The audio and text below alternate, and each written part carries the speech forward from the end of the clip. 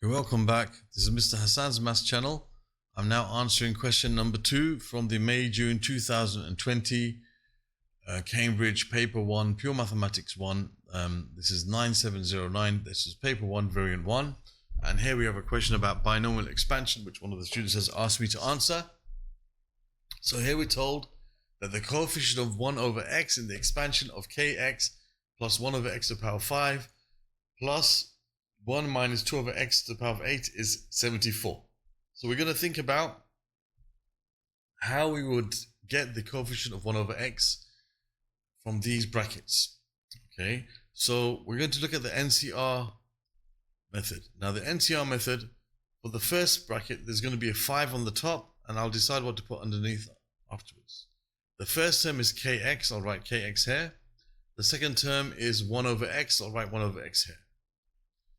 Now, we want to be left with 1 over x.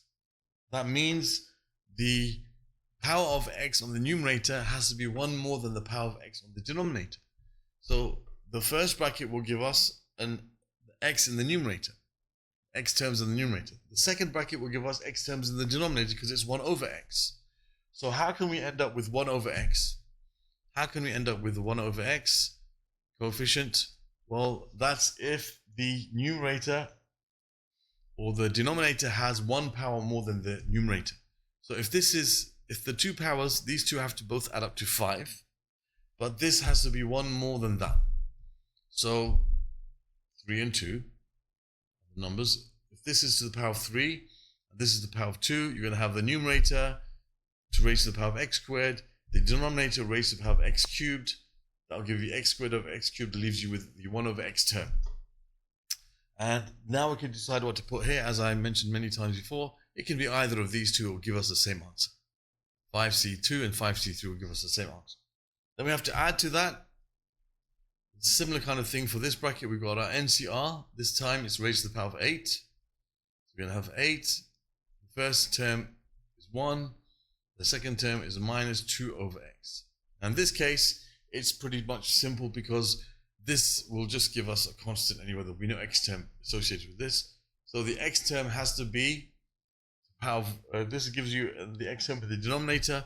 We want it the x term in the denominator to be to the power of 1, the 1 over x term, and that will happen when this is raised to the power of 1. If you raise this bracket to the power of 1, you're going to have minus 2 over x. And this one is going to be raised to the power of 7 because these two powers always have to add up to give us that number there. That's just going to give us 1 anyway. And we can put AC1 or AC7, it doesn't matter. It's the same answer. So 5C2 is 10. Then you got times k squared. I'll just write it down for now so we can see what happens. You got times x squared times 1 over x cubed. And we'll see what happens. The x squared and x cubed cancel out, leaving us with the x term in the denominator. Plus, and here you have 8c1, which is 8, times 1 to the power of 7, of course, is 1. And you're going to have times minus 2 over x. Okay, so this will give us our 1 over x term, which is going to be 10k squared over x minus, because you got a minus there, 16 over x. So therefore, the 1 over x term is going to be 10k squared minus 16. And we know that that's equal to 74.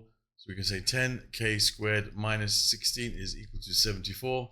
Now we're told that the k is a positive constant. We have to keep that in mind. So if we continue here, we can add 16 to both sides. 10k squared is equal to 74 plus 16, which is 90. Divide both sides by 10. K squared equals 9. And that means that k is equal to either positive or negative 3. Now it says here that k must be a positive constant.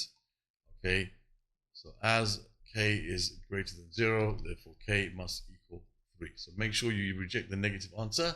So k is equal to 3, and that solves this problem. Okay, so slightly tricky there, but not too bad.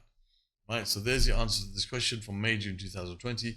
Other questions from this particular paper can be found in the playlist that will appear in this part of the screen at the end of this video.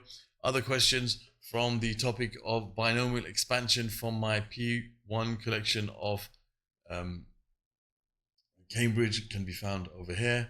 Binomial expansion questions from my P2 collection from from Edexcel can be found in the playlist over here, and you can subscribe to my channel by clicking on this link. Thank you for watching, and see you soon.